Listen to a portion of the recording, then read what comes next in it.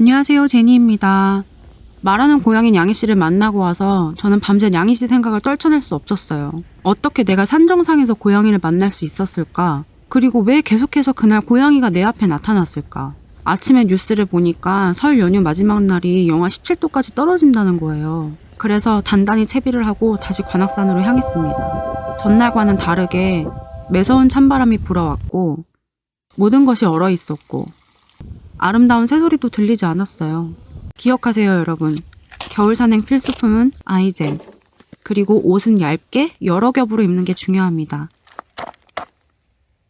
저는 이제 두려울 게 없는 상태로 힘차고 빠르게 어제와 같은 길을 올라갔어요.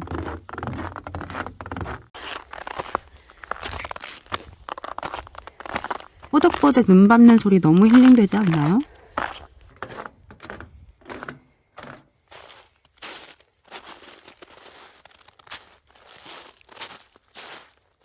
아무도 없는 겨울산에 혼자 있으니까 마음이 평온해지면서 제 마음의 소리가 잘 들리기 시작했어요. 이렇게 아름다운 풍경을 혼자 봐야 하다니 좀 쓸쓸하네. 아니, 그래도 혼자가 제일 편하지. 나는 외롭지 않다. 아니, 외롭다. 아니, 외롭지 않다.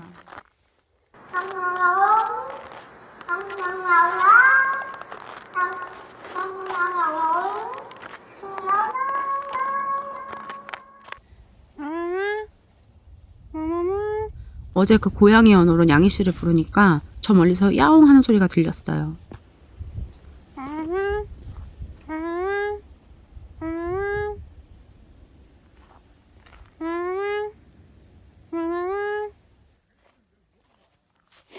근데 어제랑은 다른 양이더라고요. 날씨가 워낙 추워서 햇빛이 가장 밝은 곳에 앉아 있더라고요. 제가 혹시 몰라서 아침에 닭고기 스프를 넉넉히 만들어 왔는데 다행이었어요. 이 아이는 어린 고양이 같고 경계가 너무 심해서 스프를 주고 멀찌감치 떨어져서 지켜봤어요. 저는 원래 길냥이들 밥 주는 걸 긍정적으로 생각하는 사람은 아니에요. 그치만 오늘 같은 혹독한 날에는 누군가 베푸는 작은 호의와 자비 정도는 괜찮지 않을까 싶은 생각이 들었어요. 덜덜 떨면서 허겁지겁 먹더라고요. 아유, 얼마나 맛있을까. 바닥까지 아주 싹싹 핥아 먹어주니까 고마웠어요. 이제 자리를 옮겨서 어제 양이씨가 등장했던 곳에 쉘터를 치고 양이씨를 기다리기로 했어요. 겨울 산행을 하실 때 이런 간이 등산 쉘터 하나 있으면 엄청 유용합니다. 잠시나마 바람과 비를 막아줄 수 있어요. 한국의 산에서는 설악산, 지리산, 한라산 같은 국립공원에서 쉘터를 치는 건 불법이고요. 관악산은 국립공원은 아니기 때문에 가능하답니다. 눈앞에 보이는 겨울산 풍경이 정말 끝내주게 아름다웠습니다. 만약 오늘 양이씨를 못 만나고 가더라도 산에 오길 정말 잘했다 생각이 들었어요.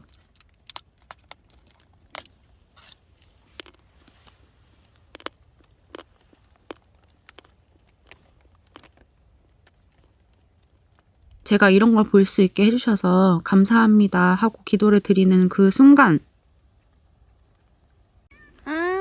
이리 와. 왔어? 이리 와. 이리 와, 이리 와. 이리 와. 어제처럼 양이씨가 멀리서부터 저를 알아보고 달려왔어요. 이리 와. 이리 와. 여기. 일로 와야지. 양이씨에게 따뜻한 닭고기 스프를 듬뿍 줬어요.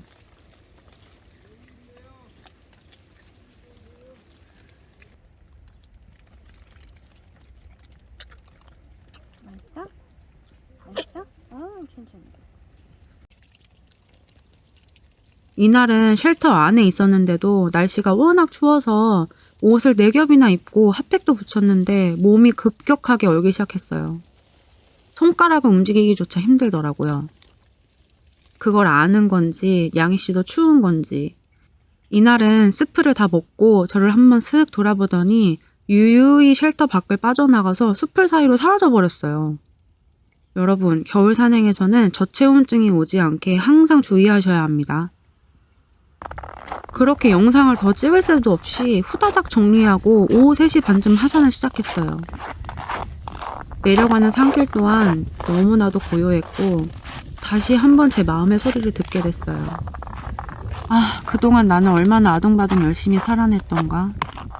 2020년 코로나가 시작되고 오래 다닌 직장에 배신을 당하고 친구들을 잃고 사랑하는 가족을 소중한 일을 떠나보냈던 날들. 그 이후 나는 완전히 무너졌고 세상으로부터 나 자신을 완전히 고립시켜버렸구나. 그런데도 누군가 와서 손을 뻗어주길, 신께서 내게 조금의 자비라도 베푸시길, 하염없이 바라고 기다리는 내가 바로 그 고양이구나. 내가 바로 그 냥이씨였구나.